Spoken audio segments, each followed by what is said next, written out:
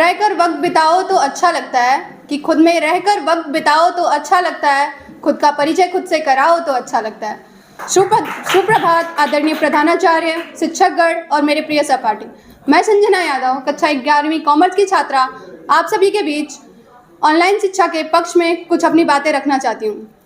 जैसा कि हम जानते हैं, ई लर्निंग क्लासरूम सेवाओं से ज़्यादा लोकप्रिय होता जा रहा है। यहाँ पर आपको सब कुछ मिलता है, जैसे लेक्चर, प्रश्न उत्तर का हल और किसी विषय पर चर्चा करना, अन्य आदि।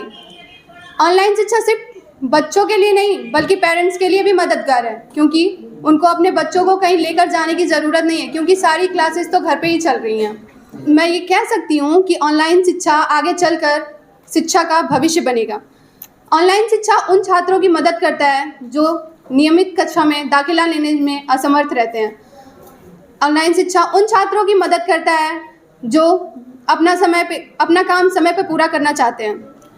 ई लर्निंग यानी इंटरनेट के ज़रिए पढ़ाई।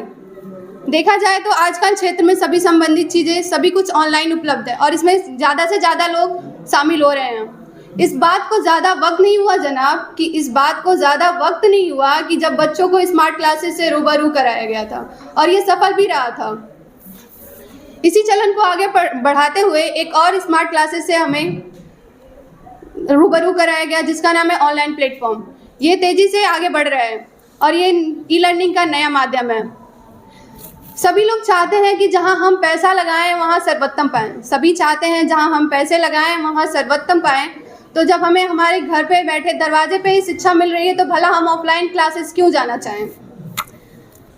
हम ये भी जानते हैं कि मैं ये कह सकती हूँ दावे के साथ कि मेरा ऑनलाइन शिक्षा में कम टाइम में हम ज़्यादा से ज़्यादा सीख लेते हैं। ऑनलाइन शिक्षा में बच्चों को स्कूल नहीं जाना पड़ता, जिसके कारण उनका ज़्यादा से ज़्यादा समय बचता है।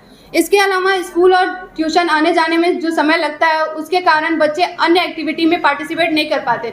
लेकिन ऑनलाइन एजुकेशन में हम जब चाहें तब पढ़ाई कर सकते हैं और अन्य एक्टिविटी में भी पार्टिसिपेट कर सकते हैं। और एक उदाहरण लेना चाहूँगी, जैसे क्लासेस में टीचर्स बोलते हैं अगर तुम्हें एक क्वेश्चन ना आए तो तुम उसे 100 बार पूछो। लेकिन मेरे विपक्षी दल के साथी क्या दावा लेते हैं कि वो एक ही प्रश्न एक ही टीचर 100 बार और वो भी अलग अलग तरीके से समझाए। लेकिन मैं ये गारंटी लेती हूँ कि अगर आप ऑनलाइन प्लेटफॉर्म की हेल्प ले रहे हैं तो आपको एक ही प्रश्न 1000 बार 1000 तरीके से और वो भी अलग अलग तरीके से समझाएंगे, वो भी कम से कम समय में, जिसके कारण आपका समय भी बचेगा और आप उस समय का यूज़ करके कुछ ज़्यादा सीख लेंगे। और मैं ये भी कहना चाहूँगी ऑनलाइन शिक्षा में लागत कम होती है, क्योंकि कहीं हमें 15 रुपये की किताब नहीं मिलती, लेकिन 15 रुपये का 1 GB डाटा ज़रूर मिलता है, जिसकी मदद से हम ज़्यादा से ज़्यादा जानकारी इकट्ठा कर लेते हैं। और मैं ये दावा करती हूँ कि हम कम से कम खर्च में बहुत कुछ सीख सकते हैं। और मैं लास्ट में ये कहना चाहूँगी, गुरूर है इंसान को इंसान नहीं दिखता, जैसे छत पे चढ़ जाओ तो अपना मकान नहीं दिखता। इसी प्रकार कुछ ऑनलाइन प्लेटफॉर्म है, जब हम ऑनलाइन प्लेटफॉर्म में घुस जाते हैं, ऑनलाइन क्लासेस करते हैं, तो हम ये नहीं देखते कि हमारे आसपास क्या हो रहा है, क्या चल रहा है। बस हम ज़्यादा से ज़्यादा ध्यान अपने पढ़ाई पे लगाते हैं, जिसके कारण हम कम से कम समय में अधिक से अधिक जानकारियाँ इकट्ठा कर लेते हैं। और लास्ट में मैं अपनी इस शायरी के साथ अपना वाणी को विराम देना चाहूँगी। बदल जाओ वक्त के साथ या फिर वक्त को बदलना